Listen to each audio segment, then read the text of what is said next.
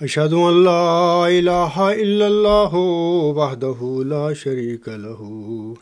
واشہد ان محمدا عبدہ ورسولہ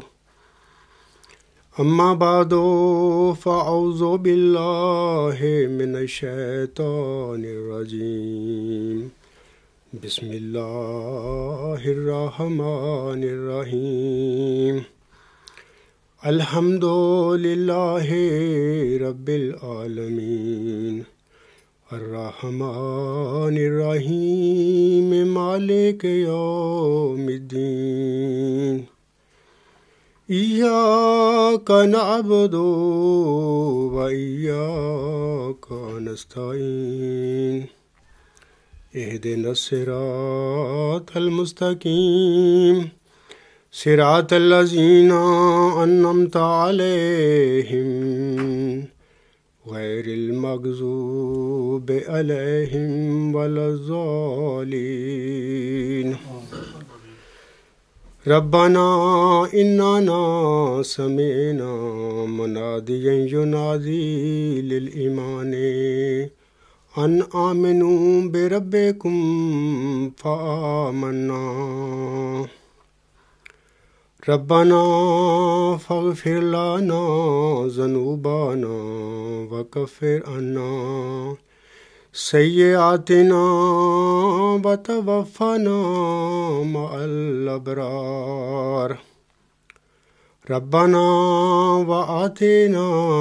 ما وعدتنا على رسلك ولا تخزنا يوم القيامة إنك لا تخلف الميعاد۔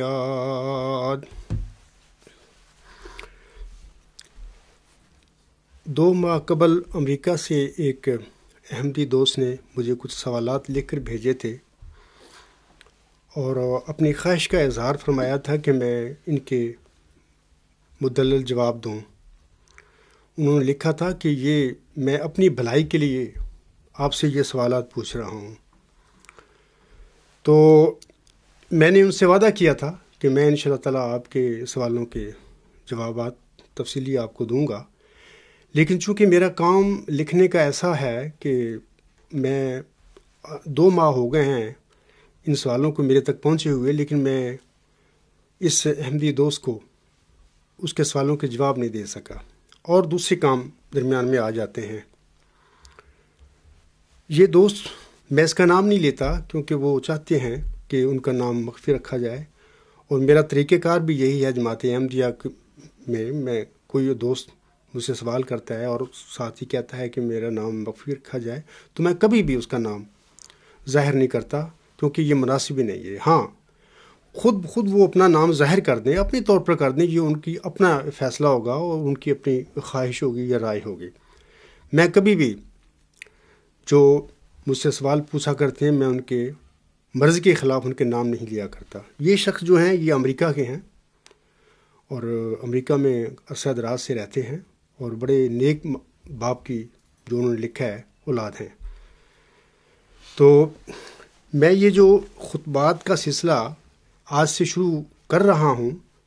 اسی ضمن میں یہ بات بھی کہنا چاہتا ہوں کہ کام کی زیادتی کی وجہ سے اور بعض لوگوں کو ان ٹائم ان کے سوالوں کے جوابات جو نہیں ملتے، اس وجہ سے میں نے بھی مناسب سمجھا ہے اور میرے جو ساتھی ہیں انہوں نے مجھے یہ مشورہ دیا ہے کہ یہ خطبات کا آپ سلسلہ شروع کریں تاکہ لکھنے کے ساتھ ساتھ یہ لوگوں کی جو سوالات ہیں ان کو بروقت جواب ملیں۔ تو یہ جو دوست ہیں جن کے میں آج سوالوں کے جوابات دوں گا، اگر ان کا ٹائم آ گیا اس خطبہ جمعہ میں، کیونکہ مجھے نہیں پتہ کہ یہ خطبہ کتنا لمبا ہوگا، کیونکہ ان کے سوالات اس قسم کے بڑے ذہین سوالات ہیں اور میں سمجھتا ہوں کہ ہر احمدی کے ذہن میں یہ سوال ہوں گے، تو اس لیے میں چاہتا ہوں کہ ان کا مفصل اور صحیح مدلل جواب دوں۔ لیکن بات یہ ہے کہ یہ جو سوال ہے ان کی نوعیت اس قسم کی ہے کہ مجھے ان سوالوں کا جواب دینے سے پہلے ایک جو ہے حضرت مرزا غلام علیہ السلام کا جو رسالہ الوصیت ہے اس کے متعلق میں کچھ باتیں عرض کرنا چاہتا ہوں، کیونکہ وہ جو باتیں ہوں گی، وہ جو میرا باتیں میں بتاؤں گا رسالہ الوصیت کے متعلق، کیونکہ ان کا تعلق ان کے سوالوں سے ہے، تو اس لیے میں تمہیداً پہلے سوالوں کے جواب بعد میں دوں گا۔ اگر اس خطبہ جمعہ میں دے سکا تو اس خطبہ جمعہ میں دوں گا، لیکن اگر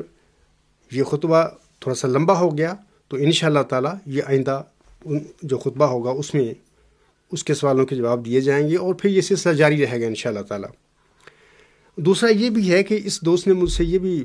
سوال کیا تھا کہ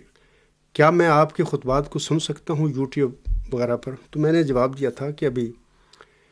میری جماعت احمدیہ اصلاح پسند میں میرے خطبات کا یہ سلسلہ یوٹیوب میں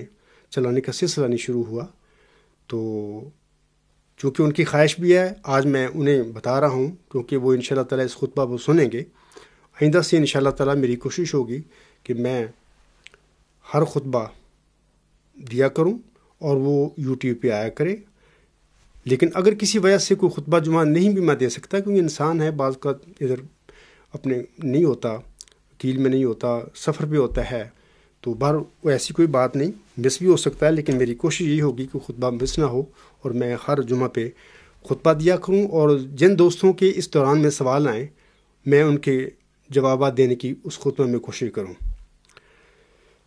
یہ تو میں چند تمہیدی باتیں بتائی ہیں۔ اب میں حضرت مرزا غلام علیہ السلام، جن کو ہم حضرت مہدی و مسیح موعود علیہ السلام ایمان رکھتے ہیں، ان پر لاتے ہیں، بلکہ میں تو ان کو امتی نبی یقینی طور پر مانتا ہوں۔ وہ امتی نبی تھے، ان کو اللہ تعالیٰ نے یہ اعزاز بخشا ہے امت محمدیہ میں۔ بہرحال میں ان کا جو ایک رسالہ وصیت انہوں نے دسمبر 1905 میں لکھا تھا، اس سلسلے میں کچھ عرض کروں گا۔ حضرت مہدی و مسیح موعود علیہ السلام اپنے رسالہ میں فرماتے ہیں،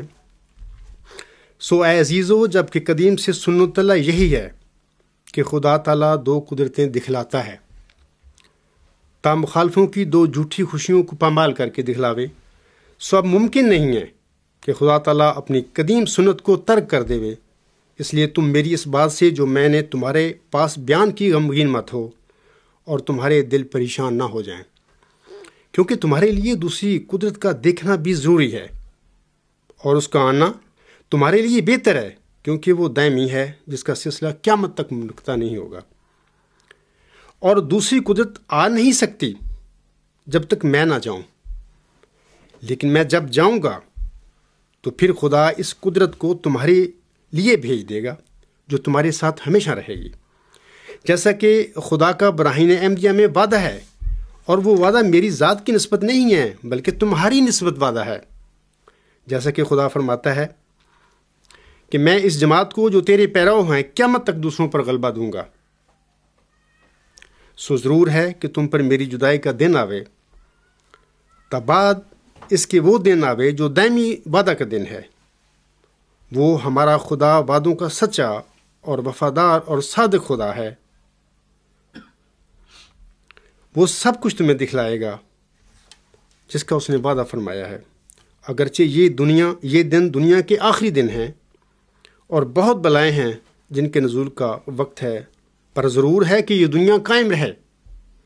جب تک وہ تمام باتیں پوری نہ ہو جائیں جن کی خدا نے خبر دی۔ میں خدا کی طرف سے ایک قدرت کے رنگ میں ظاہر ہوا، اور میں خدا کی ایک مجسم قدرت ہوں، اور میرے بعد بعض اور وجود ہوں گے جو دوسری قدرت کا مظہر ہوں گے، سو تم خدا کی قدرت ثانی کے انتظار میں اکٹھے ہو کر دعائیں کرتے رہو، اور چاہیے کہ ہر ایک صالحین کی جماعت ہر ایک ملک میں اکٹھے ہو کر دعا میں لگے رہیں تا دوسری قدرت آسمان سے نازل ہو۔ سامعین، اس اقتباس میں ان الفاظ پر ذہن میں رکھیں کہ تا حضور فرماتی ہیں تا دوسری قدرت آسمان سے نازل ہو، یعنی جس دوسری قدرت کا حضور السلام نے فرمایا ہے نا، اس کے ساتھ یہ بات بتا دی کہ تا دوسری قدرت آسمان سے نازل ہو، یعنی وہ آسمان سے نازل ہوگی دوسری قدرت، اور تمہیں دکھاوے کہ تمہارا خدا ایسا قادر خدا ہے۔ اپنی موت کو قریب سمجھو، تم نہیں جانتے کہ کس وقت وہ گھڑی آ جائے گی۔ حضور السلام یہ سلسلہ اقتباس کا الوصیت میں حضور نے یہ لکھا ہے، اس کی اقتباس کے آخر میں حضور وسلم فرماتے ہیں، دیکھو ہم لوگ جانتے ہیں کہ جب ہم کوئی بات لکھتے ہیں یا کوئی اقتباس لکھتے ہیں، ہم اپنی بات کا خلاصہ جو ہوتا ہے نا، جو اصل مدعا ہوتا ہے، ہم اس اقتباس کے آخر میں یا اس کے رسالے کے آخر میں، اپنی کتاب کے آخر میں وہ لکھا کرتے ہیں، عام طور پر لوگ لکھتے ہیں۔ حضور السلام نے بھی یہ آخری لائنیں اب میں پڑھوں گا، تو آپ علیہ السلام نے دوسری قدرت کے متعلق، جس کے متعلق آپ نے پہلے فرما دیا ہے کہ تا دوسری قدرت آسمان سے نازل ہو، اس کے متعلق یہ آخری جو لائنیں ہیں حضور صاحب نے اپنے خطاب میں، اس میں اقتباس میں فرمائی ہیں، وہ میں اب پڑھنے لگا ہوں۔ اس پر ذرا غور سے حضور صاحب کی اس تحریر کو سننا۔ حضور فرماتے ہیں، یہ اقتباس جاری ہے، اس میں کوئی میں نے فکرہ نہیں چھوڑا۔ حضور فرماتے ہیں، اور چاہیے کہ جماعت کے بزرگ جو نفس پاک رکھتے ہیں میرے نام پر میرے بعد لوگوں سے بیعت لیں۔ یہاں پر حضور صاحب نے حاشیے میں کچھ لکھا ہے جو میں اس پیرا پڑھنے کے بعد میں وہ حاشیے میں جو حضور صاحب نے لکھا ہے وہ میں حاشیے میں پڑھ کر سناؤں گا۔ خدا تعالیٰ چاہتا ہے کہ ان تمام روحوں کو جو زمین کی متفرق آبادیوں میں آباد ہیں، کیا یورپ اور کیا ایشیا، ان سب کو جو نیک فطرت رکھتے ہیں توحید کی طرف کھینچے اور اپنے بندوں کو دین واحد پر جمع کرے۔ یہی خدا تعالیٰ کا مقصد ہے جس کے لیے میں دنیا میں بھیجا گیا، سو تم اس مقصد کی پیروی کرو، مگر نرمی اور اخلاق اور دعاؤں پر زور دینے سے۔ اور جب تک کوئی خدا سے روح القدس پا کر کھڑا نہ ہو، سب میرے بعد مل کر کام کرو۔ یہ یہاں پر حضور صاحب نے اپنے اس اقتباس کو ختم کر دیا۔ یعنی حضور صاحب نے اپنے اس اقتباس میں اپنے متعلق فرمایا کہ میں خدا تعالیٰ کی ایک مجسم قدرت ہوں، اور میرے جانے کے بعد کچھ اور وجود آئیں گے، اللہ تعالیٰ ان کو بھیجے گا آسمان سے۔ حضور نے فرمایا تا دوسری قدرت آسمان سے نازل ہو۔ یعنی حضور فرماتے ہیں کہ میرے جانے سے پہلے وہ نہیں آ سکتے، جب میں جاؤں گا وہ آئیں گے، آسمان سے آئیں گے۔ اور پھر حضور السلام نے اپنے اس اقتباس کے آخر میں فرما دیا کہ تم سب کام کرنا، دعائیں کرنا، اور نرمی اور اخلاق اور دعاؤں پر زور دینے سے یہ کام جماعت کا جو میں نے شروع کیا ہے چلانا، اور جب تک کوئی خدا سے روح القدس پا کر کھڑا نہ ہو، سب میرے بعد مل کر کام کرو۔ تو یہ حضور صاحب نے بتا دیا، اس میں آخری اقتباس کے اپنے آخری جو لائنیں اس میں فرما دیا کہ روح القدس پا کر کھڑا ہونے والا وہ دوسری قدرت کا مظہر ہوگا۔ اچھا، یہ جو میں نے حضور نے لکھا تھا نا کہ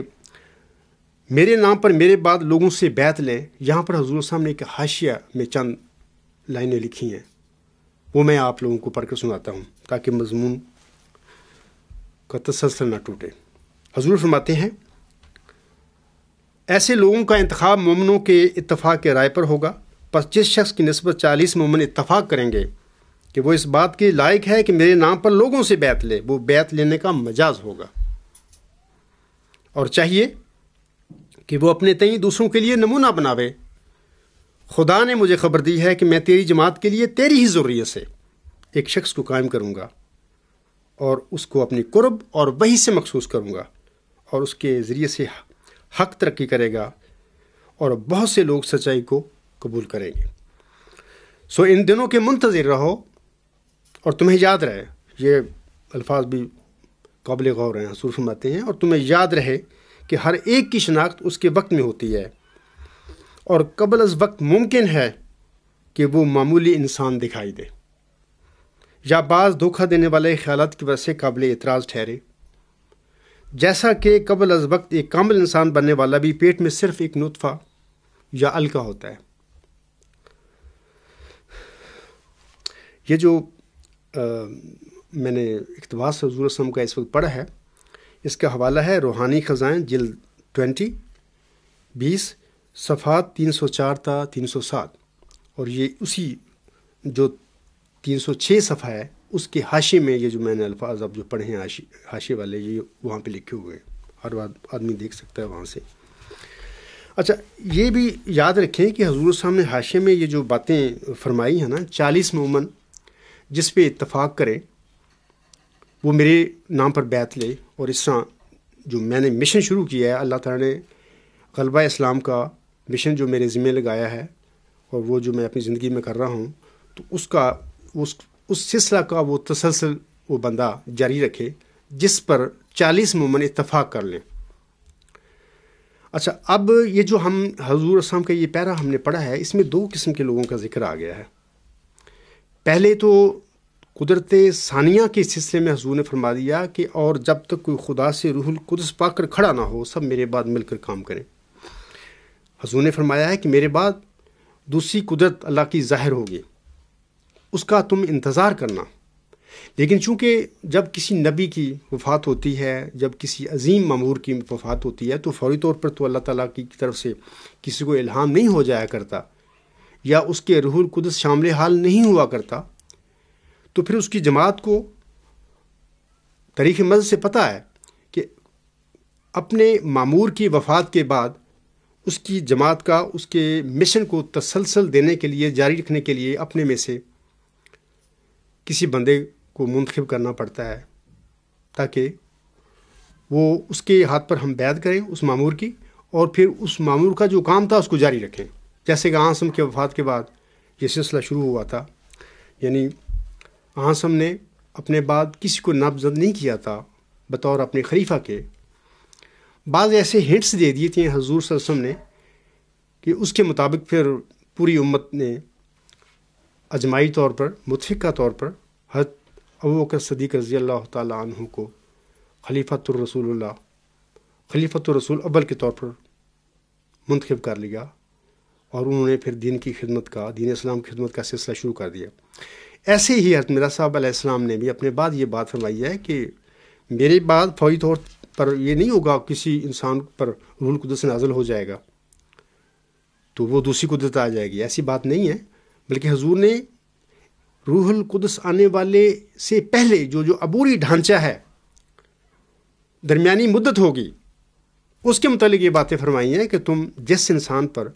تم 40 متقی جو مومن ہوں گے وہ اتفاق کر لیں گے کہ یہ اس بات کے اہل ہے کہ میرے نام پر بیعت لے، تو اس کے ہاتھ پر بیعت کر لیں میرے نام پر، اور پھر جو میرا مشن ہے اس کو جاری و ساری رکھیں۔ لیکن اسی حاشیے میں یہ حضور صاحب نے فرما دیا، خدا نے مجھے خبر دی ہے کہ میں تیری جماعت کے لیے تیری ہی ذریت سے ایک شخص کو قائم کروں گا، اور اس کو اپنی قرب اور وحی سے مخصوص کروں گا، اور اس کے ذریعے سے حق ترقی کرے گا، اور بہت سے لوگ سچائی کو قبول کریں گے۔ یاد رکھیں کہ یہ جو الفاظ ہیں نا، آپ لوگوں کو علم ہے کہ جماعت احمدیہ میں جو 20 فروری 1886 کا اشتہار ہے، اس میں ایک پیشگوئی ہے، الہامی پیشگوئی، عظیم و شان الہامی پیشگوئی، جس کے متعلق جماعت احمدیہ میں عام خیال کہا جاتا ہے کہ وہ پیشگوئی مسلم موعود ہے، ٹھیک ہے، لیکن اصل اس کا جو صحیح الہامی نام ہے وہ یہ ہے کہ وہ پیشگوئی مئو ذکی غلام مسیح الزمان کے متعلق ہے، کیونکہ اللہ تعالیٰ نے اس پیشگوئی میں اس ذکی غلام کی بشارت دی تھی حضور علیہ السلام کو،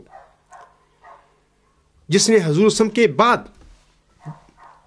جماعت احمدیہ میں روح القدس پا کر کھڑا ہونا تھا، یا اللہ تعالیٰ نے اسے کھڑا کرنا تھا۔ حضور السلام نے اپنے الفاظ میں اس مئو ذکی غلام کو مسلم موعود کا نام دیا۔ مسلم موعود مینس مجدد موعود بھی کہہ سکتے ہیں آپ لوگ، مسلم بھی کہہ سکتے ہیں، کوئی بھی نام لے لیں، اس میں کوئی حرج نہیں، لیکن یہ حضور السلام کے الفاظ ہیں، الہامی الفاظ اس انسان کے لیے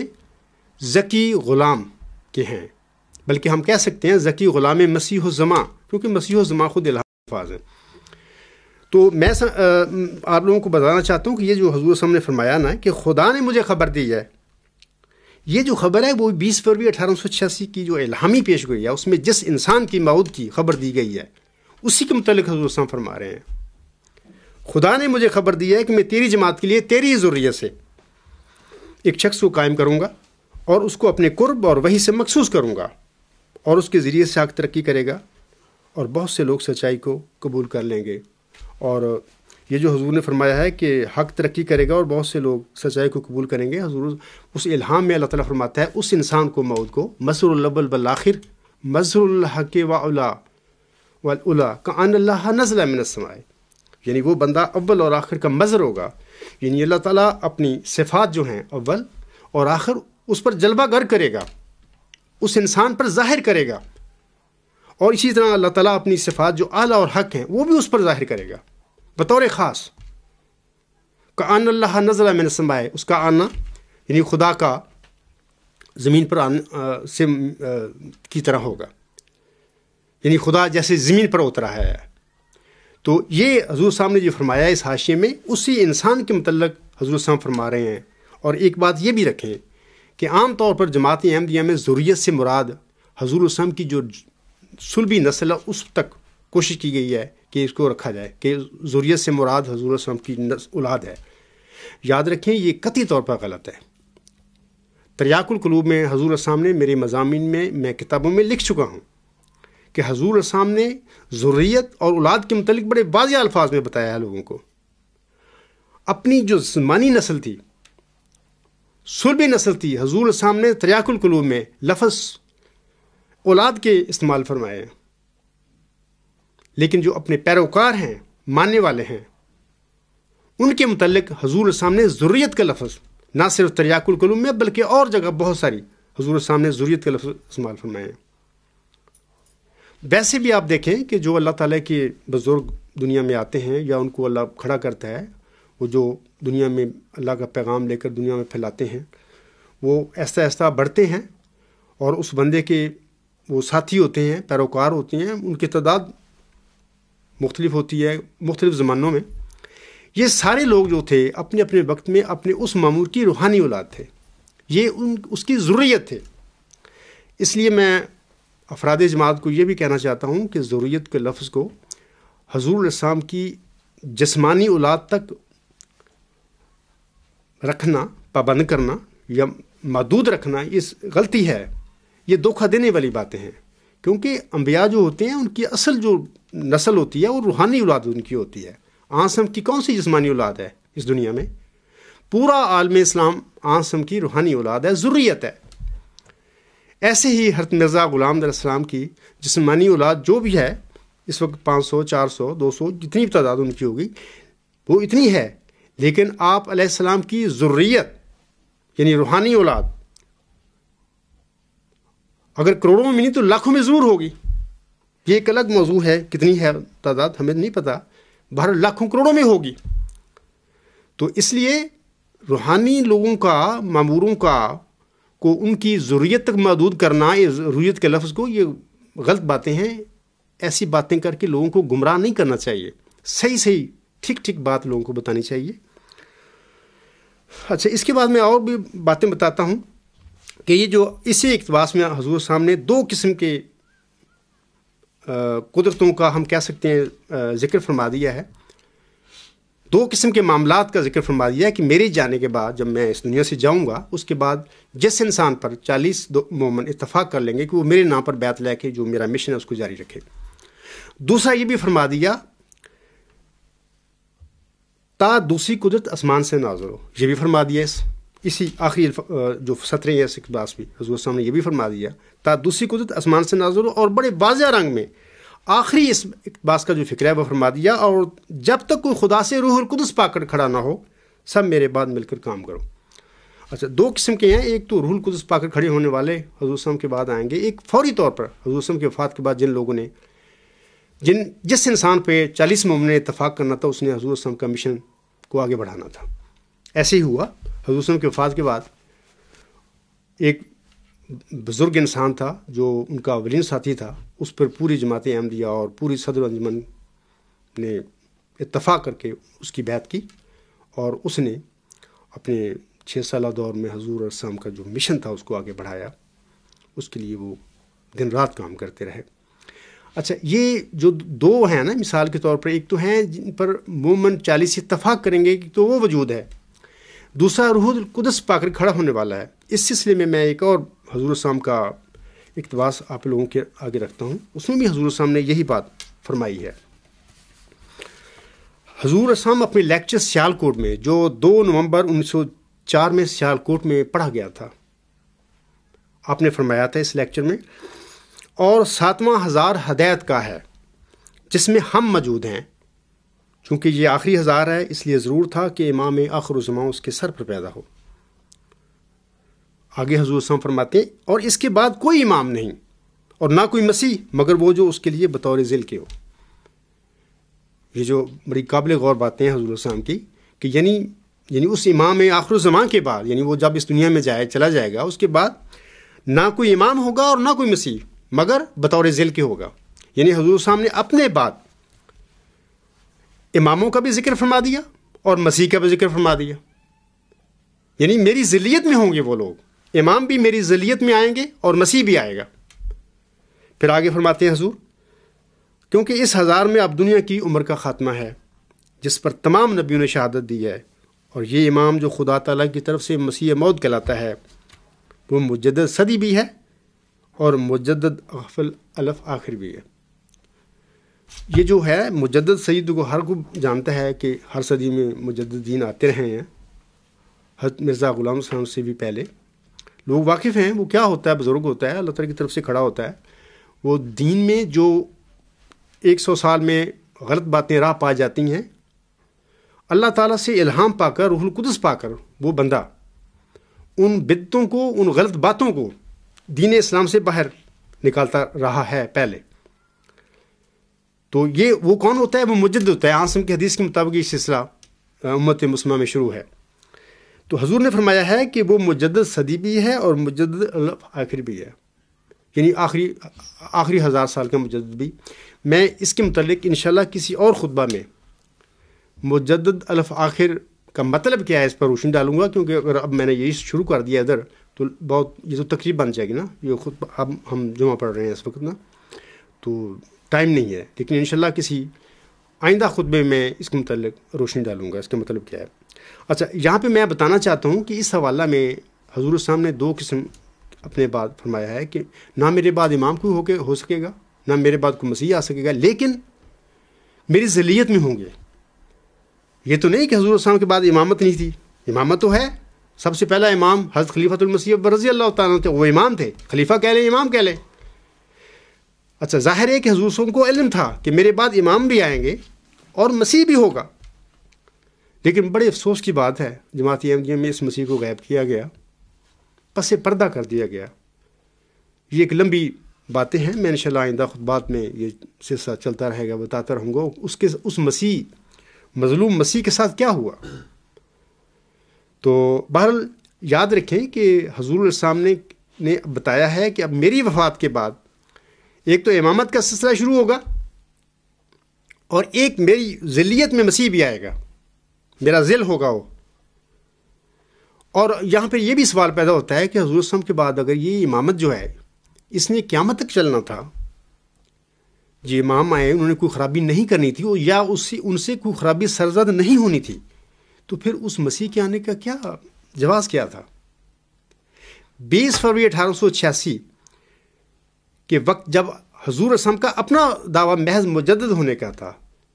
تو اس وقت حضور السلام پر یہ ذکی غلام کی، اس مسلم موت کی پیشگوئی کا الہامی طور پر نازل ہونے کا کیا مطلب تھا؟ یہ بھی یاد رکھیں کہ یہ سب باتیں بتاتی ہیں، بلکہ پیشگوئی مسلم موت اس بات کی دلیل ہے کہ حضور السلام کے بعد جو امامت کا سلسلہ شروع ہونا تھا اس میں بہت ساری کچھ لوگوں نے خرابیاں پیدا کرنی تھی، یعنی جماعت احمدیہ کو کچھ کا کچھ بنا دینا تھا۔ اگر یہ باتیں نہ ہونی ہوتیں، اگر یہ پیور مصفہ یہ امامت رہنی ہوتی اور قیامت تک، تو کسی مسیح کی، کسی مجدد کی، کسی مسلم موت کی ضرورت ہی نہیں تھی۔ یہ ایک دلیل ہے ان لوگوں کے لیے میں دے رہا ہوں کہ جو کہتے ہیں کہ اس خلافت کا خلیفہ خدا بناتا ہے یہ،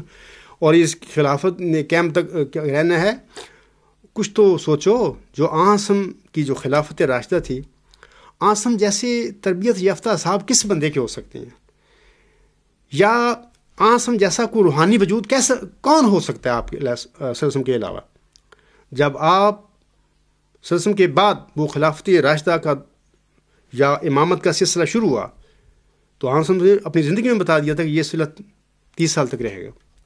جب وہ نہ قیامت تک چلا، اگر کسی نبی کی امامت کا سلسلہ قیامت تک چلنے کا حق رکھتا تھا تو وہ محمد عربی صلی اللہ علیہ وسلم کی امامت کا سلسلہ تھا۔ جب وہ 30 سال کے بعد ختم ہو گیا اور اس کے بعد ملوکیت آ گئی، اگرچہ وہ ملوک بھی اپنے آپ کو خلیفہ کہتے رہے ہیں، امویر 100 سال رہے ہیں، اس کے بعد عباسیوں کا دور آ گیا، وہ ساری خلیفہ اپنے آپ کو بلاتے تھے، جبکہ غلط بات ہے، یہ ٹرم ہی غلط انہوں نے استعمال کیا ہے۔ خلیفہ کے متعلق حضور السلام نے اپنی کتابوں میں بڑی وضاحت فرمائی ہے، خاص کر شہادت القرآن میں حضور السلام نے بڑے اس کے متعلق لکھا ہے۔ یہ لفظ خلیفہ کا کسی بادشاہ پہ، ملوک پہ اپلائی نہیں ہو سکتا، لیکن افسوس کا مقام ہے کہ امت محمدیہ میں عاصم کے بعد یہ خلیفہ ملوکوں پر استعمال ہوا اور انہوں نے کیا اپنے متعلق، اور یہی بات بیماری جماعت احمدیہ میں پیدا ہو گئی کہ حضرت مرزا صاحب علیہ السلام کے بعد بڑی جلدی وہ جو آئے ملوک بن بیٹھے، نام خلافت کا وہ استعمال کر رہے ہیں آج تک، وہ کہتے ہیں خلیفہ، اور بلکہ وہ یہاں تک کہہ رہے ہیں کہ خدا کا بنایا ہوا خلیفہ، یعنی ہم خدا کے بنائے ہوئے ہیں۔ وہ اپنے آپ کو خلیفہ انہوں نے شروع کر دیا، اپنی حکومت کو، اپنی ملوکیت کو خلافت کہنا شروع کر دیا۔ یہ ایک دکھ ہے لوگوں کو دیا گیا۔ یہ بہت ساری باتیں تھیں کہ جو اللہ تعالیٰ کو علم تھا کہ میرے بندے کی وفات کے بعد یہ جماعت احمدیہ میں پیدا ہوں گی، اور ان کی اصلاح کے لیے اللہ تعالیٰ نے 20 فروری 1886 کو اپنے اس برگزیدہ بندے پر، اس ایک ذکی غلام کے متعلق مفصل الہام نازل فرمایا کہ وہ کیا ہوگا، کیا کیا کام کرے گا، اور پھر یہ بھی اس میں پیشگوئی میں یہ باتیں ہیں کہ ایسا وقت بھی آئے گا تیری جماعت پر کہ تا وہ جو زندگی کے خواہ ہیں موت کے پنجہ سے نجات پاویں، اور وہ جو قبروں میں دبے پڑے ہیں باہر آمیں۔ آج میں کہتا ہوں افراد جماعت کو، آپ اپنا دیکھو، خیال کرو، جائزہ لو، آپ کی کیا حالت ہے، آپ میں کچھ سکت ہے، طاقت ہے کہ آپ ایک سوال کر سکیں اپنے خلیفے سے یا اپنی عہدیداروں سے، کسی جماعت کے عہدیدار سے۔ آج ہم نے ایمان کی 3 بتائی ہیں کیفیتیں۔ ایک ایمان ہوتا ہے کہ ظالم جہاد جو حکمران ہوتا ہے یا غلط بندہ ہوتا ہے، غلط باتیں کرتا ہے، جو قرآن اور اسلام کے خلاف باتیں کرتا ہے، اس کے مطابق آنسم کے فرمان کے مطابق اس کو طاقت سے روکنا چاہیے کہ تم غلط باتیں کر رہے ہو۔ آنسم فرماتی ہیں اگر اس کی طاقت نہ نصیب ہو تو کم از کم زبان سے ہی کہو، اس کو نہ روک سکو طاقت سے، زبان سے ہی کہو کہ اس کا اظہار ناپسندگی کرو، اور کہو کہ یہ غلط باتیں ہیں، اس کا قرآن میں کوئی ذکر نہیں، نہ اسلام اس کی بنیاد ہے۔ تیسرا درجہ ہے ایمان کا، آنسم فرماتی ہیں اگر تم زبان کے ساتھ بھی برملا نہ کہہ سکو تو دل میں ہی برا محسوس کرو۔ تو آج اپنے افراد جماعت بنا دیکھیں، جائزہ لیں، وہ کہاں کھڑے ہیں، کس جگہ پر کھڑے ہیں۔ اور میں یقیناً کہتا ہوں کہ اکثریت جماعت کی جو اس وقت جو سیٹ اپ ہے ہمارا جماعت احمدیہ میں، نظام ہے، سب کے خلاف ہیں لوگ۔ وہ سمجھتے ہیں کہ یہ نظام ہی قرآن کے خلاف ہے، اسلام میں اس کے ایسے سسٹم کا وجود ہی نہیں ہے، اور سب لوگوں کو اس سسٹم کے ذریعے غلام بنایا گیا، بلکہ اس پیشگوئی میں ذکر ہے کہ وہ جلد جلد بڑھے گا اور اسیروں کی رستگاری کا موجود ہوگا۔ یہ اسیر کو یہ نہیں کہ مسلمانوں میں سے اسیر اس نے چھڑانے ہیں، یا ہندوؤں یا یہودیوں میں سے یا عیسائیوں کے یا کسی عام کمیونسٹ یا سوشلسٹ ملک میں جو اسیر بنے ہوئے ہیں لوگ، وہ چھڑانے نہیں۔ اللہ کو علم تھا، اس نے اپنے بندے پر بڑے آغاز میں ہی یہ فرما دیا کہ وہ اسیر تیری جماعت میں بنا لیے جائیں گے، اور بنانے والے کون ہوں گے؟ کوئی علم نہیں تھا اس وقت، نہ اس برگزیدہ بندے کو پتہ تھا کہ یہ کون بنانے والا ہوگا۔ تو انشاءاللہ میں ان کے متعلق مزید بھی روشنی ڈالتا رہوں گا۔ تو یہ جو اسیر بننے والے ہیں خود حضور السلام کی اپنی اولاد نے بنائے ہیں، یہ اسیر بننے والے لوگ ہیں۔ بہرحال وہ ان کو رہائی اور رستگاری بخشنے والا بندہ ہوگا۔ تو یہ باتیں جو میں آپ کو بتا ہوں کہ آپ لوگوں کو خود چاہیے، یہ ایک آپ لوگوں کے جو جماعت احمدیہ میں افراد جو ہیں ان کے اپنے رویے بتا رہے ہیں کہ وہ مردہ ہو چکے ہیں یا بنا دیے گئے ہیں۔ تقدس اپنی جگہ پر ہے، خدا تعالیٰ کی کسی معمور کی اولاد ہو یا اس کا بھی لوگوں کو عزت کرنی چاہیے، کیونکہ اس نے چن لیا، خدا نے اس کو چن لیا، اس کو کھڑا کیا اپنے کسی کام کے لیے۔ اللہ تعالیٰ کو اس کی کیا چیز پسند آئی، لوگوں کو کوئی پتہ نہیں ہوتا ہے اس بات کا۔ اس بندے میں اللہ تعالیٰ نے کیا دیکھا کہ اس کو اپنے مشن دے کر کھڑا کر دیا، یہ اللہ ہی جانتا ہے، لوگ نہیں جان سکتے اس بات کو۔ میں تو یہاں تک کہتا ہوں کہ جتنے بھی لوگ خدا تعالیٰ کی طرف سے کھڑے ہوئے ہیں، جن لوگوں کو اللہ تعالیٰ نے چنا ہے، جب ان کو کھڑا کیا گیا وہ حیران ہوئے سارے کہ یہ کیا ہو گیا ہمارے ساتھ۔ ہر نبی کے ساتھ میں یقین رکھتا ہوں کہ ایسی بات ہوئی ہے کہ وہ سوچنے لگ گیا بھی یہ اچانک میرے ساتھ کیا ہو گیا، اتنی بڑی خدا تعالیٰ کی طرف سے ذمہ داری مجھ پر ڈالی گئی ہے، میں تو اس قابل ہی نہیں تھا۔ تو ہر خدا تعالیٰ کے مامور کے ساتھ یہی معاملہ ہوا تھا تو آئندہ آنے والا جو مسلم مؤد ہے، وہ جو مؤد ذکی غلام ہے، اس کے ساتھ بھی یہی بات ہونی تھی، وہ عام انسان ہونا ہے جس کو اللہ تعالیٰ نے روح القدس کے ساتھ خود کھڑا کرنا ہے۔ اچھا، یہاں پہ میں ایک اور بات بتانا چاہتا ہوں آپ لوگوں کو۔ حضرت مسیح موعود علیہ السلام کی وفات کے بعد جب حضرت خلیفۃ المسیح اکبر رضی اللہ تعالیٰ عنہ کی خلافت کا سلسلہ شروع ہو گیا، تو ان کی خلافت کے دور میں جناب میر ناصر نواب صاحب، ہمارے سیدنا حضرت مہدی و مسیح السلام کے سسر، بڑے محترم وجود ہے، وہ شخصیت ہے، انہوں نے حضرت خلیفۃ المسیح اول سے ایک درخواست کی۔ یہ درخواست کیا تھی، میں پڑھ کر سناتا ہوں۔ یہ کوئی میرے الفاظ نہیں ہیں یا کسی ایسی یا کوئی مسلمانوں کی تاریخ کی باتیں نہیں ہیں، یہ جماعت احمدیہ جو اس وقت ہے اس کی تاریخ میں یہ باتیں لکھی گئی ہیں۔ تاریخ احمدیت جلد 3 صفحہ 212 پر یہ الفاظ ہیں جو میں پڑھنے والا ہوں۔ مقصد میرا یہ کہنے کا ہے کہ یہ باتیں کسی غیر نے نہیں لکھی، اپنی باتوں اپنے انسانوں نے، اپنے مورخوں نے لکھی ہیں، اور یہ سچ ہیں۔ لکھا گیا ہے کہ قدرت ثانیہ کے لیے اجتماعی دعا۔ حضرت میر ناصر نواب صاحب نے حضرت خلیفہ اکبر رضی اللہ تعالیٰ عنہ کی خدمت میں عرض کیا کہ حضرت مسیح موعود علیہ السلام نے قدرت ثانیہ کے ظہور کے لیے ہر ملک میں اکٹھے ہو کر اجتماعی دعا کرنے کا ارشاد فرمایا ہے۔ یہ جو میں نے شروع میں وہ حوالہ پڑھا ہے حضور السلام کا الوصیت کا، اس میں یہ بات بالکل حضور السلام نے فرمائی تھی، اور میں نے بار بار پڑھی ہے۔ چنانچہ حضرت خلیفہ اکبر رضی اللہ تعالیٰ عنہ نے مولوی محمد علی صاحب کو حکم دیا کہ وہ اخبارات میں اجتماعی دعا کی تحریک شائع کریں۔ چنانچہ انہوں نے اس کی تعمیل میں اعلان شائع کر دیا۔ قادیان میں حضرت میر صاحب ایک عرصہ تک مسجد مبارک میں یہ اجتماعی دعا کراتے رہے۔ یہ تاریخ احمدیت جلد 3 صفحہ 212 پر یہ الفاظ ہیں۔ اب یہ جو اقتباس ہے، یہ پیرا جو حوالہ کیا ہمیں خبر دیتا ہے؟ یہ خبر ہمیں دیتا ہے کہ حضرت خلیفۃ المسیح اکبر رضی اللہ تعالیٰ کے زمانے میں خود حضرت مسیح موعود علیہ السلام کا سسر قدرت ثانیہ کے نزول کے لیے اجتماعی دعاؤں کی درخواست کرتے ہیں۔ اگر یہ خلافت، جس کو آج قدرت ثانیہ کا نام دیا گیا ہے یا دیا کرتا ہے، زور و شور سے یہ باتیں ہوتی ہیں، یہ قدرت ثانیہ ہے، اگر یہ قدرت ثانیہ ہوتی، حضرت میر ناصر نواب صاحب رضی اللہ تعالیٰ کی نظر میں، یا حضرت خلیفۃ المسیح اکبر رضی اللہ کی نظر میں، یا اس وقت جتنے بھی اصحاب تھے جیت، تو وہ یہ دعا نہ کراتے، نہ درخواست کرتے، ایسی دعا کے لیے نہ کرواتے، کیونکہ حضرت خلیفۃ المسیح اول کی ذات قدرت ثانیہ کے شکل میں ان کے سامنے، ساری جماعت احمدیہ کے سامنے موجود تھی۔ ایک بندہ ظاہر حاضر موجود ہے، اگر وہ قدرت ثانیہ کا مظہر تھا تو دعا کرنے کی ضرورت تھی آسمان سے۔ اچھا، دوسری بات یہ تکلیف دہ بات ہے کہ جب اس بزرگ نے بھی کبھی اپنی خلافت کے دوران یہ نہیں کہا کہ میں قدرت ثانیہ کا مظہر ہوں۔ میرے مضامین میں بہت ساری باتیں یہ لکھی پڑی ہیں حوالوں کے ساتھ کہ وہ بھی ان دعاؤں میں شامل رہے، جید صحابہ رضی اللہ عنہم کے ساتھ دعائیں کرتے رہے، اور وہ خود کہا کرتے تھے کہ میرا خیال ہے کہ شاید میرے بعد اتنے وقت کے بعد قدرت ثانیہ کا نزول ہوگا اور وہ مجدد موعود ہوگا۔ یہ ان کے الفاظ ہیں جو میرے مضامین میں لکھے ہوئے ہیں، یہ جماعتی کتب میں یہ حوالے موجود ہیں۔ اچھا، اب سوال یہ ہے کہ جب حضرت خلیفۃ المسیح اکبر رضی اللہ تعالیٰ ان کی وفات ہو گئی تو اس کے بعد پھر کیا ہوا؟ لیکن یہ باتیں بیان کرنے سے پہلے میں ایک اور بات بتاتا ہوں کہ حضور علیہ السلام نے جب رسالہ الوصیت لکھا تھا، اس وقت حضور علیہ السلام نے صدر انجمن احمدیہ کی بنیاد رکھ دی تھی، جنوری 1906 میں۔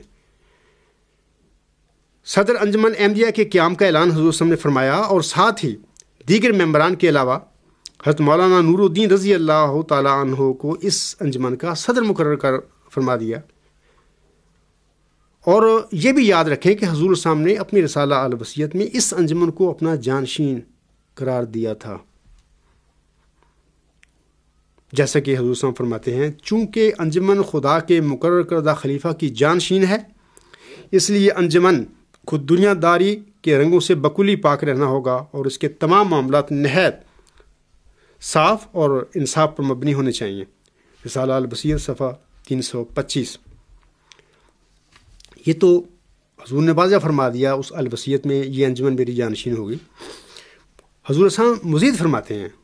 میری رائے سنیں، غور سے سنیں، اس بات کو ذہن میں رکھیں کہ حضور فرماتے ہیں میری رائے تو یہی ہے کہ جس امر پر انجمن کا فیصلہ ہو جائے کہ ایسا ہونا چاہیے اور کثرت رائے اس میں ہو جائے تو وہی رائے صحیح سمجھنا چاہیے اور وہی قطعی ہونا چاہیے۔ لیکن اس قدر میں زیادہ لکھنا پسند کرتا ہوں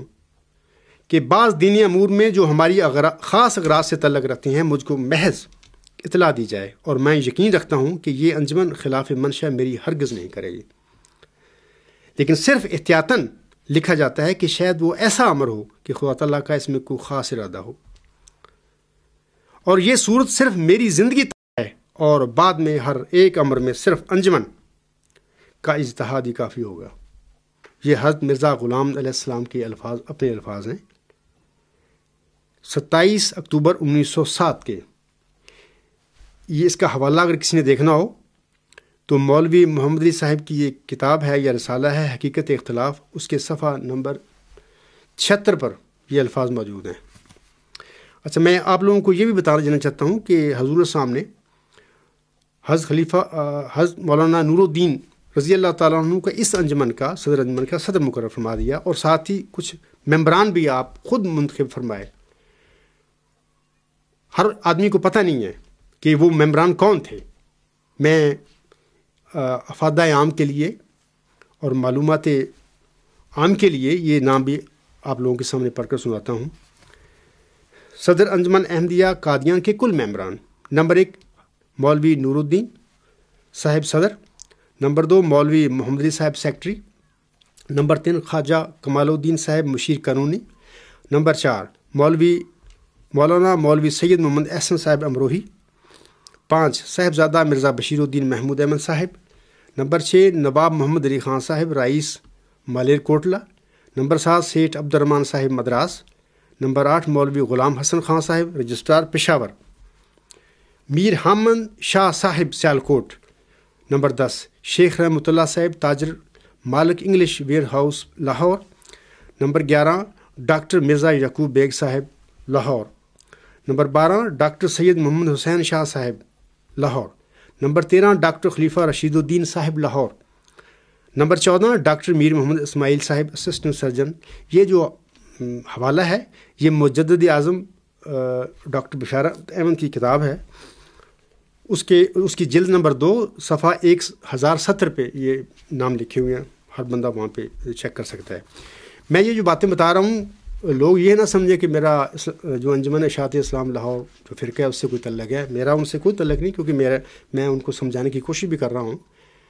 کیونکہ جو ان کے عقائد ہیں وہ عقائد درست نہیں ہیں، حقیقت سے وہ دور چلے گئے ہیں۔ بعض باتیں دور جانے کی باتیں وجوہات کچھ اور بنیں، لیکن وہ کسی اور طرف چلے گئے۔ وہ ہر میرا صاحب کو ماننے والے لوگ ہیں، میرے لیے ان کی دل میں قدر ہے، عزت بھی ہے ان کے لیے کہ وہ ہر میرا صاحب کہ جو صحابی تھے ان کی اولاد ہیں۔ اس وقت بہرحال اختلاف ہو گئے، لیکن اختلاف بڑھتے گئے اور وہ دور ہوتے گئے۔ تو میں لوگوں کو بتانا چاہتا ہوں کہ میرا انجمن اشاعت اسلام لاہور کے عقائد سے کوئی تعلق نہیں،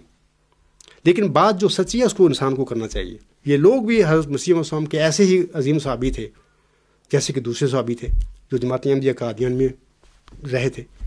تو اس لیے کوئی تفریق نہیں ایسی کرنی چاہیے، جو بات کرنی چاہیے سچی کرنی چاہیے۔ تو اس کے بعد میں یہ صدر انجمن جو ہے اس کے متعلق حضرت خلیفۃ المسیح اب رضی اللہ تعالیٰ عنہ کا کیا خیال تھا، وہ کیا سمجھتے تھے اس کو، صدر انجمن احمدیہ کو، وہ بھی میں آپ لوگوں کو پڑھ کے سناتا ہوں تاکہ اصل بات جو واضح ہو جائے لوگوں کے سامنے کہ یہ صدر انجمن احمدیہ ہے کیا تھی۔ پھر اس کے بعد اس صدر انجمن احمدیہ کے ساتھ حضرت خلیفۃ المسیح اب رضی اللہ تعالیٰ عنہ کی وفات کے وقت ہوا کیا۔ حضرت خلیفۃ المسیح اب رضی اللہ تعالیٰ عنہ مرخہ 15 اکتوبر 1909 کو اپنے خطبہ عید الفطر میں حضرت بانی سلسلہ احمدیہ کی تصنیف کردہ رسالہ الوصیت کے متعلق اس طرح اپنا اظہار خیال فرماتے ہیں۔ آپ فرماتے ہیں، حضرت صاحب کی تصنیف میں معرفت کا ایک نقطہ ہے، وہ میں تمہیں کھول کر سناتا ہوں۔ جس کو خلیفہ بنانا تھا اس کا معاملہ تو خدا کے سپرد کر دیا، اور ادھر 14 اشخاص کو فرمایا کہ تم بحیثیت مجموعی خلیفۃ المسیح ہو. یہ حضرت خلیفۃ المسیح فرما رہے ہیں تمہارا فیصلہ قطعی فیصلہ ہے اور گورنمنٹ کے نزدیک بھی وہی قطعی ہے. پھر ان 14 کے 14 کو باندھ کر ایک شخص کے ہاتھ پر بیعت کرا دی. یہ حضور خلیفۃ المسیح رضی فرما رہے ہیں کہ اسے اپنا خلیفہ مانو اور اس طرح تمہیں اکٹھا کر دیا. پھر نہ صرف 14 کا بلکہ قوم کا میری خلافت پر اجماع ہو گیا. اب جو اجماع کا خلاف کرنے والا ہے وہ خدا کا مخالف ہے. چنانچہ فرمایا وَيَتَّبِعْ غَيْرَ سَبِيلِ الْمُؤْمِنِينَ نُوَلِّهُ مَا تَوَلَّى وَنُصْلِهِ جَهَنَّمَ وَسَاءَتْ مَصِيرًا. النساء 116 آیت نمبر. میں نے الوصیت کو خوب پڑھا ہے. حضور صلی اللہ علیہ وسلم فرماتے ہیں یعنی خلیفۃ الاول فرما رہے ہیں میں نے الوصیت کو خوب پڑھا ہے. باقی 14 آدمیوں کو خلیفۃ المسیح قرار دیا ہے اور ان کی کثرت رائے کے فیصلہ کو قطعی فرمایا ہے. اب دیکھو کہ انہی متقیوں نے جن کو حضرت صاحب نے اپنی خلافت کے لیے منتخب فرمایا، اپنی تقوی کی رائے سے، اپنی اجماعی رائے سے ایک شخص کو اپنا خلیفہ و امیر مقرر کیا، اور پھر نہ صرف خود بلکہ ہزار لوگوں کو اس کشتی پر چڑھایا جس پر خود سوار ہوئے. تو کیا خدا تعالیٰ ساری قوم کا بیڑا غرق کر دے گا؟ ہرگز نہیں. بس تم کان کھول کر سنو، اگر اب اس معاہدہ کے خلاف کرو گے تو فَأَعْقَابَهُمْ نِفَاقٌ فِي قُلُوبِهِمْ سورۃ التوبہ آیت نمبر 77 کے مستاق بنو گے. میں نے تمہیں یہ کیوں سنایا؟ اس لیے کہ تم میں بعض نافہم ہیں جو بار بار کمزوریاں دکھاتے ہیں. میں نہیں سمجھتا کہ وہ مجھ سے بڑھ کر جانتے ہیں. اب دیکھو یہ جو صدر انجمن تھی اس کی حقیقت جو حضرت خلیفۃ المسیح رضی اللہ تعالیٰ عنہ نے بیان فرمائی ہے وہ یہی تھی کہ یہ جو اصل میں حضور السلام نے اپنی زندگی میں یہ الیکٹرک کالج بنایا تھا اپنے بعد،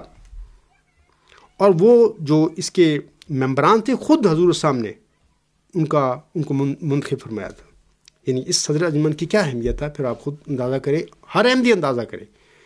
کہ جس صدر انجمن احمدیہ کے ممبران کو خود حضرت مہدی و مسیح موعود صاحب منتخب فرماتے ہیں اور اس کے صدر کو بھی خود فرماتے ہیں، اس انجمن کی کیا اہمیت تھی. اور پھر خود خلیفۃ الاول رضی اللہ تعالیٰ عنہ جو صدر تھے اس مزل کے، صدر انجمن کے، وہ اپنی خلافت کے دوران اس صدر انجمن کے متعلق کیا فرماتے ہیں. یہ ان باتوں سے واضح ہے کہ حضور صلی اللہ علیہ وسلم نے اپنی زندگی میں یہ الیکٹرک کالج اپنے بعد جو 40 مومن حضور صلی اللہ علیہ وسلم نے فرمایا الوصیت میں، جس پہ اتفاق کریں گے وہ میری بیعت لینے کے لیے مجاز ہوگا، وہ میری بیعت لے،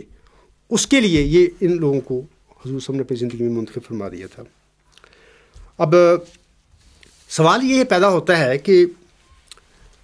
جو لوگ ہر خلیفۃ المسیح رضی اللہ تعالیٰ عنہ کی زندگی میں قدرت ثانیہ کے لیے دعائیں کرواتے رہے تاکہ وہ قدرت جو ہے وہ آسمان سے نازل ہو، یعنی اس کا انتظار کرتے رہے نا، اور جب کوئی خدا سے روح القدس پا کر کھڑا ہو، اور جب تک کوئی خدا سے روح القدس پا کر کھڑا نہ ہو سب میرے بعد مل کر کام ہو، اس کے لیے دعائیں کرواتے رہے. خود حضرت خلیفۃ المسیح رضی اللہ تعالیٰ عنہ بھی کرتے رہے، اور پورے صحابہ جو تھے اس وقت، کیونکہ انہوں نے روحانیت حضور السلام سے لی تھی، وہ آئندہ زمانے کے لوگوں سے بدرجہ روحانی اور طاقتور لوگ تھے اور تقویٰ میں بڑے ہوئے تھے. وہ ساری قدرت ثانیہ کے لیے دعائیں کرتے رہے تھے اپنی زندگی میں. اب سوال یہ ہے کہ حضرت خلیفۃ المسیح رضی اللہ تعالیٰ کی وفات کے وقت کیا ہوا. میں مختصراً عرض کرتا ہوں کہ اس وقت کچھ لوگوں نے اس صدر انجمن کو رد کر دیا، ریجیکٹ کر دیا، اس کا انتخاب قبول نہ کیا، بلکہ عوام میں آ گئے. اور اس سے پہلے، اس انتخاب سے پہلے انہوں نے خلیفۃ المسیح رضی اللہ تعالیٰ عنہ کے دور میں کچھ ایسے کام کیے تھے جن کے متعلق ان کو پتہ تھا کہ یہ چیزیں ہمارے مقاصد کو تکمیل کرنے والے میں مومن اور معاون ثابت ہوگی، ممید و معاون ثابت ہوگی. وہ کیا تھیں؟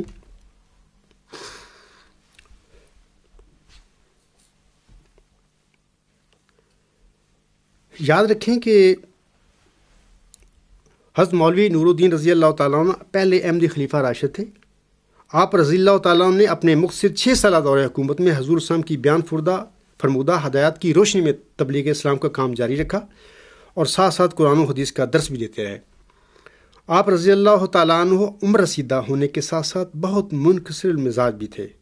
آپ رضی اللہ تعالیٰ عنہ چونکہ حضور صلی اللہ علیہ وسلم کی اولاد کا بے حد احترام کرتے تھے، لہٰذا مرزا محمود احمد صاحب نے اس بے جا عقیدت کا فائدہ اٹھاتے ہوئے آپ رضی اللہ تعالیٰ عنہ کے دور خلافت میں ہی اپنی سیاسی کارروائیوں کا آغاز کر دیا تھا۔ یہاں سے حضرت خلیفۃ المسیح اول کے دور میں ہی سیاست آ گئی اس روحانی جماعت کے اندر، اور یہ سیاست لانے والے بھی خود مرزا بشیر الدین محمود احمد تھے۔ مثلا 1909 میں ایک انجمن ارشاد بنائی انہوں نے، مرزا محمود احمد صاحب نے۔ فروری 1911 میں مجلس انصار بنائی۔ چونکہ پیشگوئی مسلم ملک کا آغاز کچھ اس طرح ہوتا ہے، یاد رکھیں، اس کے ساتھ فضل ہے جو اس کے آنے کے ساتھ آئے گا۔ اس طرح وہ غلط دعویٰ مسلم مئو جس کا عملاً اعلان 1944 میں ہوا، اس کی بنیاد جون 1913 میں اخبار الفضل جاری کر کے رکھ دی گئی تھی۔ ابھی تو وہ خلیفہ بھی نہیں بنے تھے۔ 1913 میں ہی دعوت الی الخیر فنڈ کی بنیاد رکھی گئی تھی۔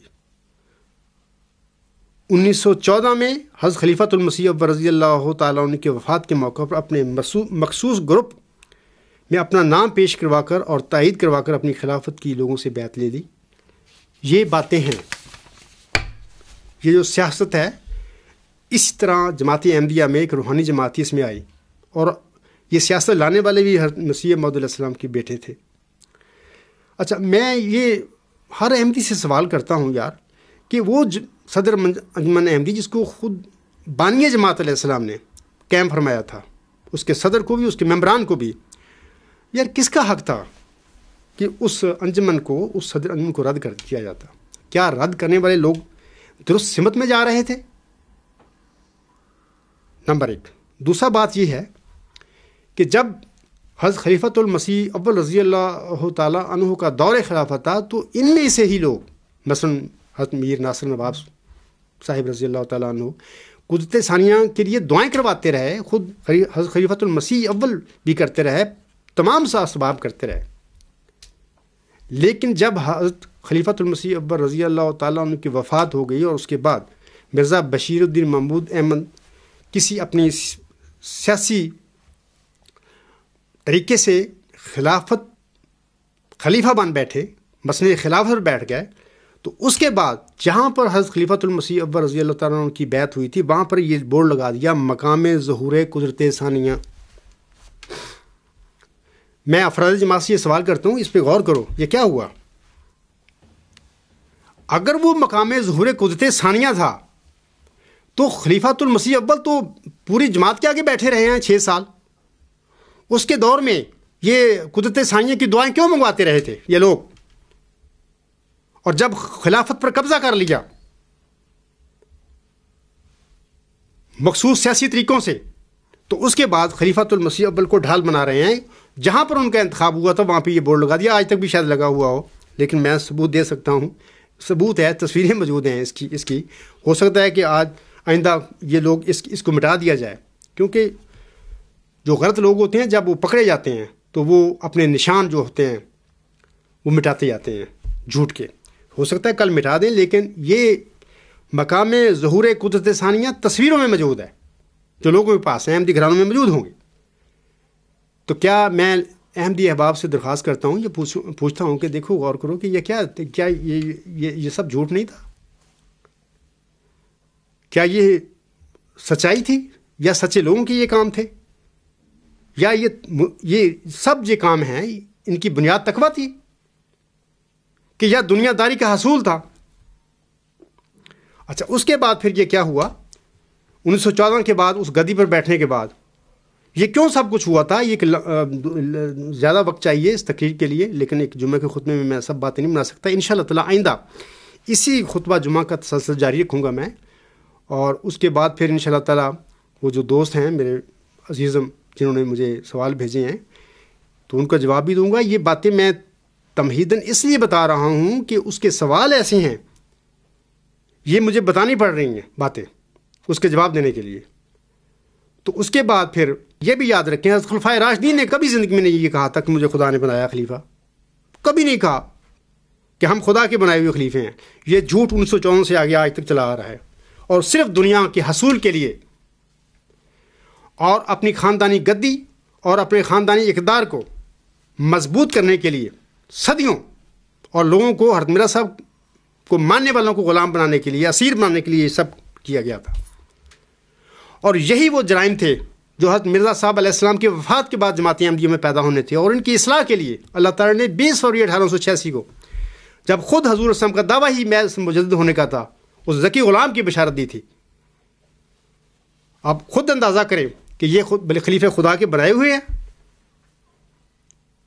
یہ وہ لوگ ہیں جنہوں نے حضور علیہ السلام کی منتخب کردہ، مقرر کردہ، قائم کردہ سرانجمن کو رد کیا تھا، اور اس کے بعد اپنی صدر انجمنیں بنائیں اور اپنے الیکٹرک کالج بنائے. تنخواہ دار ملازموں کے اپنے جو خوشنودی چاہنے والے لوگ ہوتے ہیں، اس قسم کے لوگ، ان کو اکٹھا کیا، ان کی یہ انہوں نے انجمنیں، الیکٹرک کالج بنائے، مجلس سے چناؤ بنایا. تو اس کے بعد دیکھو یہ خلافت چلی آ رہی ہے، یہ خلافت ہے. آپ کے سامنے خلافت راشدہ کا نمونہ موجود ہے. بتاؤ آپ، خلیفہ راشد جو پہلا تھا حضرت ابوبکر صدیق رضی اللہ تعالیٰ عنہ کے کیا بعد ان کا بیٹا بنا تھا خلیفہ؟ حضرت عمر رضی اللہ عنہ کا کیا رشتہ تھا حضرت ابوبکر صدیق رضی اللہ تعالیٰ عنہ کے ساتھ؟ یہ باتیں میں انشاءاللہ آئندہ خطبہ میں بیان کروں گا، کیونکہ یہ باتیں ضروری ہیں. ان سوالوں کے جو میں نے جواب دینے ہیں ان کی وضاحت کے لیے، کہ یہ ایسے خطبے ضروری ہیں، ایک دو چلیں گے. تو بات یہ ہے کہ حضرت عمر رضی اللہ تعالیٰ عنہ اپنے وہ جو شہید ہوئے تھے، ابھی فوت نہیں ہوئے تھے، تو انہوں نے ایک مجلس سے انتخاب بنائی تھی، اور اس میں اپنے کسی بیٹے کو بھی نام نہ دیا تھا. اگر نام دیا بھی تھا، مجھے یقین نہیں ابھی، تو اس کو متعلق کہہ دیا تھا کہ اس نے صرف رائے دینی ہے. یہ جو متفقہ کو بنائیں گے نا خلیفہ کو، اس کے متعلق رائے کا میں حق دیتا ہوں اپنے بیٹے کو، یہ خلیفہ نہیں ہوگا.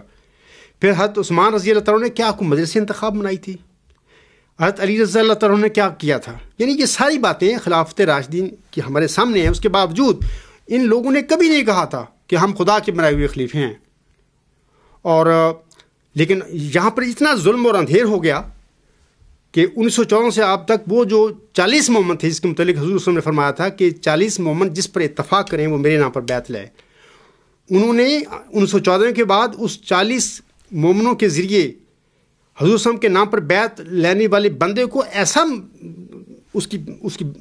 کی پروپیگنڈا کیا، اس کو ایسا پھیلایا، اس کی حقانیت اس کو ثابت کیا کہ وہی، حتیٰ کہ وہ خدا تک لے گیا اس کو، کہ خدا نے اس کو خلیفہ بنایا اور آج تک چلا رہا ہے. یہ سب جھوٹ ہے، کیونکہ خدا کے بنائے ہوئے خلیفے اللہ تعالیٰ کے برگزیدہ نبی اور رسول ہوتے ہیں، یا مجددین مصلحین ہوتے ہیں، جو روح القدس پا کر کھڑے ہوتے ہیں.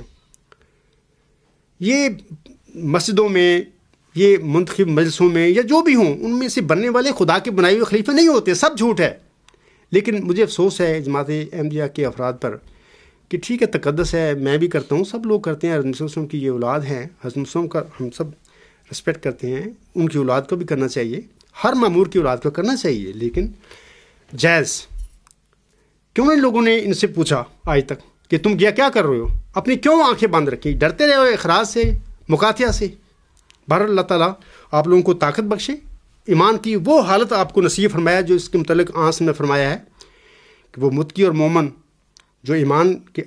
پہلے نمبر پر ہوتا ہے، وہ اگر ممکن ہو تو طاقت سے برائیوں کو ختم کرنے کی کوشش کرتا ہے، نہیں ڈرتا. وہ ظالم حکمرانوں کے خلاف جہاد کرتا ہے. اللہ تعالیٰ میں دعا کرتا ہوں کہ سب احمدیوں کو یہ توفیق مل جائے اور ان کا ایمان اس پیمانے کا، اس معیار کا ہو جائے. جب لوگوں کے ایمان اس معیار کے ہو جائیں تو پھر بدی اتنی جلدی نہیں جماعتوں میں گھسا آیا کرتی. بدی تب آتی ہے جب لوگوں کی ایمانی حالت کمزور ہو جاتی ہے. بہرحال سوال تو وہ انشاءاللہ آئندہ دوں گا میں، کچھ اور باتیں میں نے بیان کر رہی ہیں اسی ضمن میں، الوصیت کے ضمن میں اور خلفائے راشدی کے سلسلے میں کہ وہ کیسے خلیفے تھے. اس کے بعد انشاءاللہ تعالیٰ میں وہ جو عزیز ہے وہ خطبہ انشاءاللہ وہ بھی سنیں گے، ان کے سوالوں کی باری آئے گی تو انشاءاللہ تعالیٰ میں ان کے جواب دوں گا، اور اس کا بہت سارے لوگوں کو فائدہ ہوگا. لیکن میں اس عزیز کا نام نہیں لے سکتا، بھالو امریکہ کے ہیں، انہوں نے میری کتابیں پڑھیں اور بڑا اچھا تاثر دیا کہ میں نے بہت علم پایا اور میرے لیے اچھی ثابت ہوئی. اور بلکہ انہیں یہاں تک لکھا ہے کہ بڑے افسوس ہے کہ آپ اتنے عرصہ سے آپ کا دعویٰ ہے لیکن مجھے پتہ ہی نہیں آج تک۔ پتہ کیسے لگے؟ جماعت احمدیہ میں تو میرے اس دعوے کو جب کا میں نے اظہار کیا ہوا ہے چھپا کے رکھا ہوا ہے۔ کیوں چھپایا؟ اگر وہ بندہ دعوے میں غلطی پر ہے تو تمہیں کیا فکر ہے؟ تم اس کا اعلان کرو، بتاؤ لوگوں کو نعوذ باللہ من ذالک کہ جھوٹا آدمی آیا، اور جھوٹے کو فکر ہونا چاہیے، صادقوں کو فکر نہیں ہوا کرتا۔ لیکن یہاں پہ میرے دعوے کو عرصہ دراز سے آج تک بھی چھپا کر خلفاء بیٹھے ہوئے، خدا کے بنائے ہوئے خلیفے اور عہدیدار اور اخراج اور مقاطعہ کے ساتھ لوگوں کو جکڑا ہوا ہے۔ اللہ تعالیٰ ان کو ہدایت دی اور ان کی آنکھیں کھولے۔ آخر مرنا ہے، یہ دنیا میں ہمیشہ نہیں رہنا ہم نے، ایک دن خدا تعالیٰ کے اگر حضور ہونا ہے تو وہاں پہ کیا ہوگا؟ اسی جگہ پر حضرت محمد صلی اللہ علیہ وسلم بھی کھڑے ہوں گے اور ان کے غلام حضرت مہدی و مسیح موسام بھی کھڑے ہوں گے، اور انشاءاللہ تعالیٰ میں بھی ان کی پاؤں میں کھڑا ہوں گا۔ اور وہاں پہ کیا ہوگا؟ یہ جو باتیں آپ کو بتا رہا ہوں یہ وہاں پہ میں کہوں گا اللہ تعالیٰ کے آگے کہ یہ میں اے خدا جو تو نے مجھے صلاحیت دی تھی میں نے بتایا ان لوگوں کو کھول کھول کے۔ لیکن جو آپ کی حالت ہے آپ اس کے لیے سوچیں کہ آپ نے میری دعوت کا کیا جواب دیا۔ آپ پر فرض ہے، پوری جماعت احمدیہ پر، علماء پر، عہدیداروں پر، خلفاء پر، کہ دیکھو اگر میں غلطی پر ہوں میدان میں آؤ، میں میدان میں کھڑا ہو کے باتیں کر رہا ہوں، میری باتوں کو غلط ثابت کرو، غیر قرآنی ثابت کرو، حضرت میرا صاحب کے الہامات اور ان کی اپنی تعلیم کے خلاف ثابت کرو۔ اگر تم نہیں ثابت کر دو تو فکر کرو اپنا، تم کہاں جا رہے ہو؟ یہ دنیا ہمیشہ نہیں رہنا آپ نے، نہ دنیا تمہارے ساتھ جانی ہے آگے۔ آپ کا ایمان اور آپ کے اعمال اور آپ کا تقوی آپ کے ساتھ جائے گا، جو آپ کی بخشش، جو اللہ تعالیٰ کی خوشنودی حاصل کرنے کی موضوع بنے گا۔ بہرحال انشاءاللہ تعالیٰ یہ خطبات کا سلسلہ آئندہ پھر جاری رہے گا، اور میں سوالوں کے جواب کا نمبر تو بعد میں آئے گا۔ ابھی میں نے اور بہت کچھ کہنا ہے اس خلافت کے متعلق، خلفاء راشدین کے متعلق، اور ملوکیت کیا ہوتی ہے، ہمارے ساتھ کیا ہوا۔ کچھ لوگوں نے خلافت کے نام پر، اللہ تعالیٰ کے نام پر، حقیقی اسلام کے نام پر ہمارے ساتھ کیا کیا، بڑے دکھ کی باتیں ہیں۔ میری اللہ تعالیٰ سے دعا ہے کہ اے خدا ان لوگوں کی آنکھیں کھول، یہ دیکھیں کہ ہم کیا کر رہے ہیں اور کرتے چلے جا رہے ہیں، اور ان کے اندر ڈر ڈال، گھبراہٹ ڈال، تاکہ قیامت کے دن یہ لوگ شرمندہ نہ ہوں، اسی دنیا میں اپنی اصلاح کر لیں۔ اللہ تعالیٰ سے میری دعا ہے کہ اللہ تعالیٰ ہم سب کو صراط مستقیم پر چلائے۔ صراط مستقیم وہ جن پر اللہ تعالیٰ چلا کر اپنے منعم علیہ گروہ میں شامل کر لیا کرتا ہے۔ وآخر دعوانا ان الحمد للہ رب العالمین۔